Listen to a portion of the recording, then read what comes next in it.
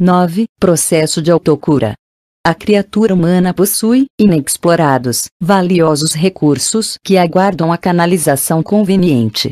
Entre eles, a bioenergia é fonte de inexauríveis potencialidades, que o desconhecimento e a negligência direcionam em sentido equivocado, malbaratando inconscientemente forças preciosas. Invisível à óptica comum, a irradiação bioenergética passa despercebida, exercendo influência no interrelacionamento pessoal, graças ao qual provoca ondas de simpatia como de animosidade, conforme a procedência de um indivíduo moralmente são ou enfermo. Captada pelo perispírito, nele interfere através do campo que exterioriza, facultando renovar as forças ou perturbá-las de acordo com o tipo de descargas que propicia.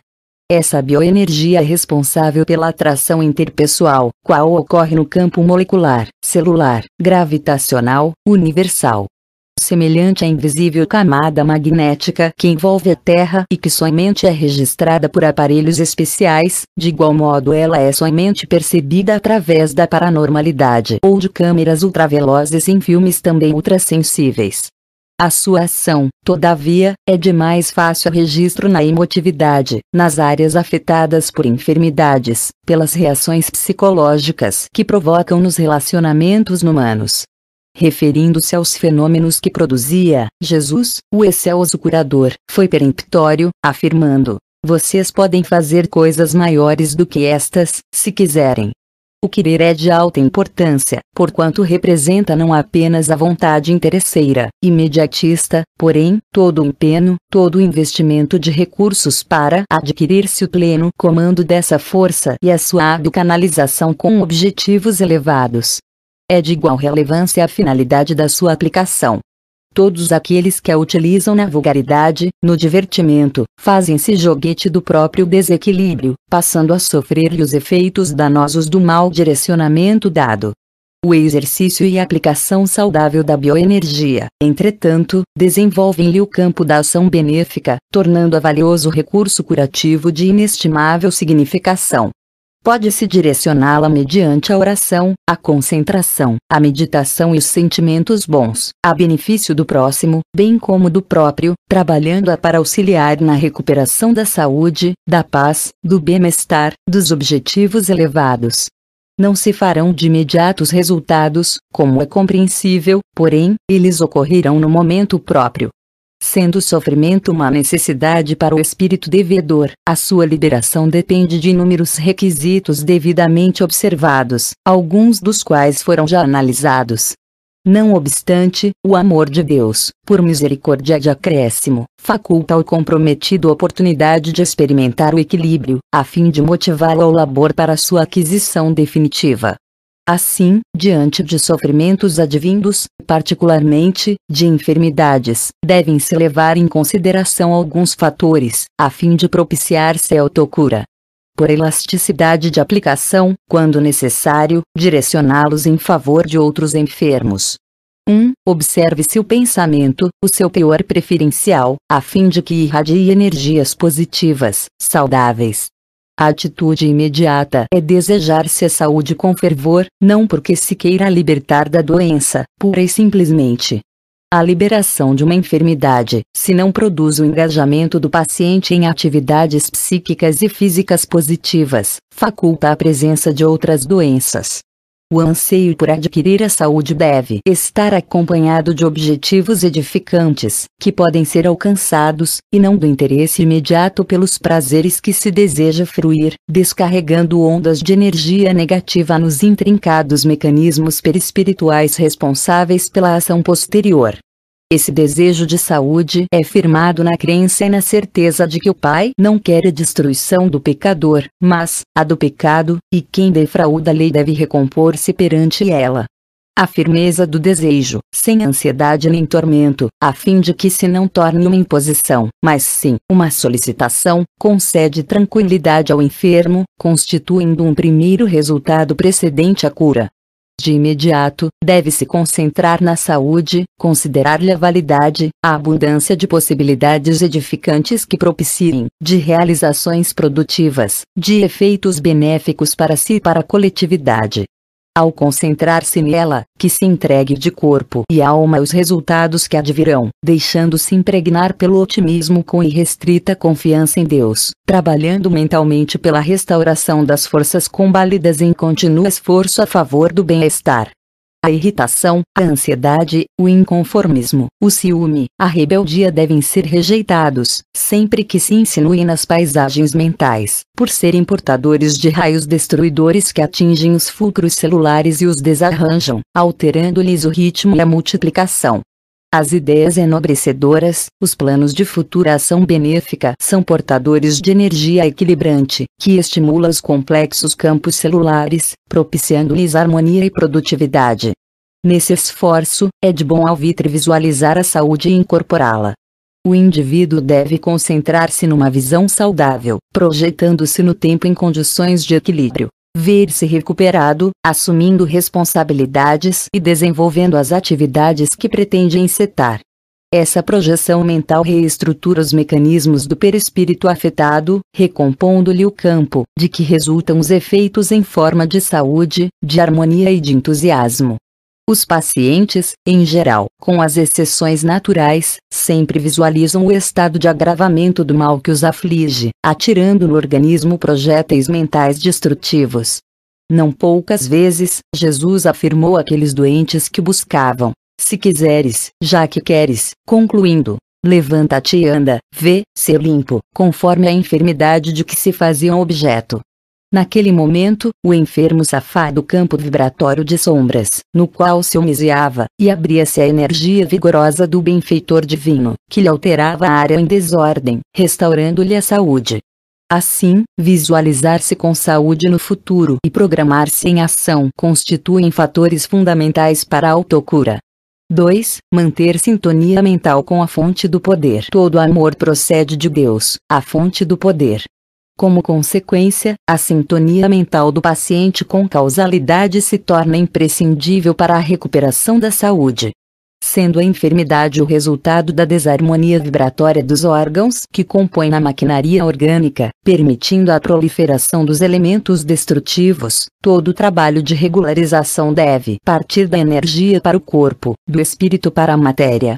Desse modo, identificação mental do necessitado com a fonte geradora de vida torna-se essencial para o restabelecimento da harmonia. Assim, o cultivo das ideias positivas favorece a identificação com as faixas vibratórias mais elevadas, produzindo a sintonia necessária com o poder supremo. A oração é outro veículo por meio do qual se produz a sintonia mental com Deus. Ela faculta uma análise das necessidades humanas em relação às finalidades essenciais da existência, ao tempo em que propicia o relaxar das tensões, estimulando as forças enfraquecidas e renovando-as, graças ao que se abrem as possibilidades de recuperação da saúde. Habituado aos pensamentos vulgares, agindo sob impulsos de depressão ou de violência, o indivíduo intoxica-se de vibrações deletérias, que mais o perturbam e o enfermam. A mudança de diretriz mental, a fixação de ideias saudáveis gera uma psicosfera harmoniosa que produz as condições propiciatórias ao bem-estar, em sintonia inicial com a saúde. Quem aspira ao oxigênio puro mais se desintoxica, ampliando a própria capacidade respiratória. De igual modo, a sintonia mental com a fonte do poder propicia o restabelecimento de energias saudáveis, que reinstalam no organismo o equilíbrio perdido, restabelecendo a harmonia vibratória que fomenta o predomínio dos agentes de saúde. Mesmo diante da aparente demora de recuperação, é justo que se processe a sintonia, que somente benefícios emocionais, psíquicos e orgânicos proporciona. O ser se deve elevar a Deus, não apenas para pedir e buscar benefícios imediatos, mas, também, para manter-se em harmonia com a própria vida. Tal estado de sintonia abre as portas da percepção extrafísica à inspiração, ao equilíbrio e à coragem para enfrentar quaisquer vicissitudes e situações afligentes, imprevisíveis ou não. Quando alguém se eleva a Deus, ergue com o seu gesto toda a humanidade. A sintonia com Ele, fonte do poder, é causa de felicidade e fator de paz. 3. Cuidar do descanso, da dieta, da higiene, mantendo ordem nas atividades. O descanso físico é de alta importância no programa da autocura, todavia, o repouso mental, advindo da harmonia dos pensamentos, torna-se vital, um fator imprescindível para a instalação da saúde. Uma mente em repouso não significa em ociosidade, antes, em ação positiva, que gera equilíbrio. Esse proporciona descanso das excitações, das emoções e sensações perturbadoras, geratrizes de doenças, de sofrimentos.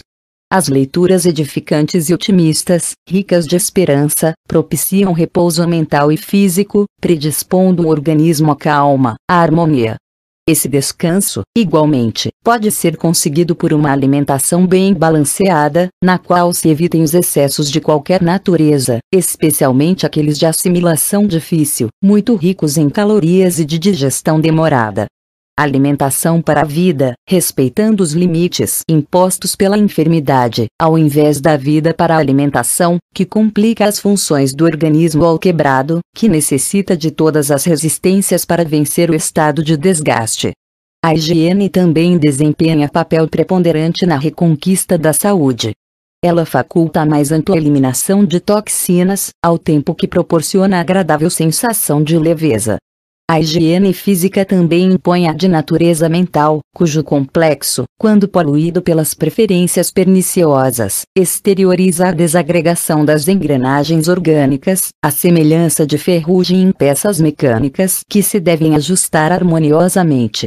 Esses fatores põem ordem nas atividades que a doença não interrompe, ou naquelas que, não obstante o problema da saúde, merecem reflexão, programação para posterior execução. Quem não se programa sofre as surpresas da improvisação com os danos, porventura, presentes. O leito de enfermidade é lugar para curadas meditações e estabelecimento de metas, que a agitação do cotidiano em outra situação não permite. Ao mesmo tempo, a revisão dos atos e comportamentos torna-se oportuna, buscando descobrir a gênese de alguns dos males ora desencadeados ou os efeitos das ações impensadas que geraram os distúrbios agora sofridos. A degenerescência orgânica é fácil e rápida, enquanto que a sua recuperação é complexa e demorada. Toda construção e reedificação exigem tempo e experiência, não ocorrendo o mesmo com a ação destrutiva. A vida saudável, portanto, são os esforços concentrados para a manutenção dos equipamentos da maquinaria corporal, sob equilibrado comando do espírito. Certamente encontramos corpos sadios e de aparência harmoniosa sob a direção de espíritos frívolos, ignorantes e até perversos. É natural a ocorrência, que passará a um plano lamentável no futuro, em razão do seu mau uso atual, exigindo lenta e sofrida recuperação mediante enfermidades dilaceradoras, dolorosas. É da lei divina, pois ninguém malbarata o patrimônio da vida sem experimentar as suas funestas consequências. Da mesma forma, com frequência, são encontrados corpos mutilados e padecentes, nos quais habitam espíritos sadios, ditosos. São eles os mestres da abnegação, que acima dos limites orgânicos, sem qualquer angústia, lecionam coragem diante da dor e ressarcem antigos débitos, que ficaram nas páginas do tempo e agora se apresentam para proporcionar a libertação total de quem os adquiriu. Em toda a criação vige a lei de igualdade, graças à qual ninguém frui de felicidade em caráter de exceção. A luta é o clima por onde passam todos os seres na via de evolução. 4. Canalização dos pensamentos e das emoções para o amor, a compaixão, a justiça, a equanimidade e a paz. A preservação do pensamento otimista predispõe a um estado emocional receptivo à saúde. Fácil, pois, se torna canalizá-lo para as expressões nobilitantes do amor, da compaixão, da justiça, da equanimidade e da paz. O amor, que é o elan mágico que unirá todas as criaturas um dia, deve ser cultivado na condição de experiência nova, que o exercício converterá em um hábito, em um estado normal do espírito. A sua força restaura a confiança nos homens e na vida, porquanto, a sua presença produz estímulos, facultando que, periodicamente, o sangue receba a renovação de cargas de adrenalina, produzindo revigoramento orgânico. Pela sua óptica, os acontecimentos apresentam ondulações antes não percebidas, permitindo que as emoções não se entorpeçam, nem se exaltem, ao mesmo tempo em que predispõe o indivíduo à compaixão, fator humanizador da criatura. Quando as forças conjugadas do medo e da ira, da mágoa e da vingança, do ciúme e do ódio começam a perturbar a emoção, o sentimento de compaixão pelo algoz, apresentando frágil e vulnerável, evita que o desequilíbrio trabalhe em favor da agressividade por parte da vítima. Esta passa a ver o seu adversário como sendo um doente da alma, que ignora a gravidade do próprio mal, e, ao invés de derrapar na animosidade, envolve-o em rondas de simpatia, de compreensão, não lhe devolvendo o malefício que dele recebeu. No quadro das doenças que abalam os homens, encontramos instaladas no perispírito várias matrizes de ódio, de ressentimento, de azedume, em relação a outras pessoas. O amor propicia a compaixão que se gostaria de receber, caso a situação fosse oposta, diminuindo a intensidade do golpe recebido e anulando-lhe os efeitos danosos. Ela fala sobre a justiça inexorável de Deus que alcança a todos e propõe a bondade para com o opositor, conscientizando-o, embora indiretamente, de que o mal é sempre pior para quem o pratica.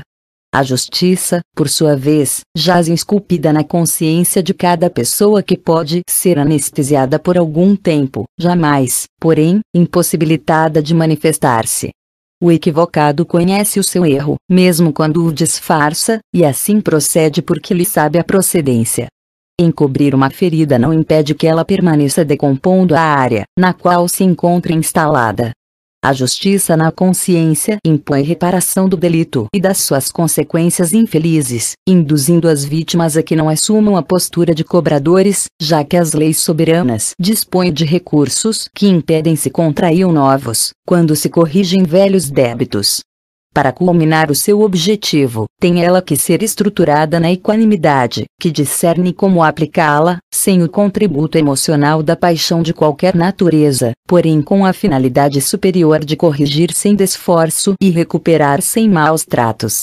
O sentimento de equanimidade nasce da razão que discerne e da emoção que compreende, fazendo que o recurso e o método de reeducação sejam os mesmos para todos os incursos nos seus códigos, não sendo severa em demasia para uns e generosa em excesso para com outros.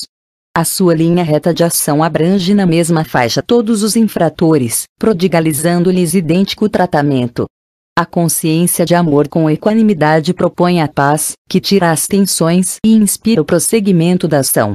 Estado íntimo de harmonia, irradia-se em sucessivas ondas de tranquilidade que se exteriorizam, promovendo a absorção e fixação das energias saudáveis no organismo. O pensamento canalizado para a paz se torna uma onda que sincroniza com a fonte do poder, contribuindo para o entendimento geral e a fraternidade, que é o passo inicial do amor entre as criaturas. No processo de autocura, o espírito recupera as energias gastas, vitaliza, mediante a ação do pensamento, os fulcros perispirituais e predispõe-se ao resgate pelo amor, sem a intenção de negociar benefícios, antes, com a de se tornar elemento no concerto social, membro ativo do progresso geral e não um peso desagradável, quão infeliz na economia do grupo humano onde se encontra. Coautor da sua recuperação, ele aure na fonte providencial do amor de Deus as energias sãs, saindo das sombras da enfermidade para as luzes da saúde, disposto a contribuir decisivamente em favor do mundo melhor de hoje e de amanhã, renovado, esclarecido e feliz. Os meios de se combater a obsessão variam, de acordo com o caráter que ela reveste. Item 249. As imperfeições morais do obsidiado constituem, frequentemente, um obstáculo à sua libertação. Item 252. Demais, o ascendente que o homem pode exercer sobre os espíritos está na razão da sua superioridade moral.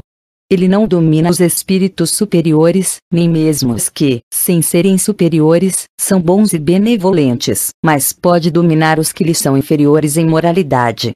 Item 254. Livro dos Médiuns, de Allan Kardec, Capitão Shin. 28. Edição, Feb.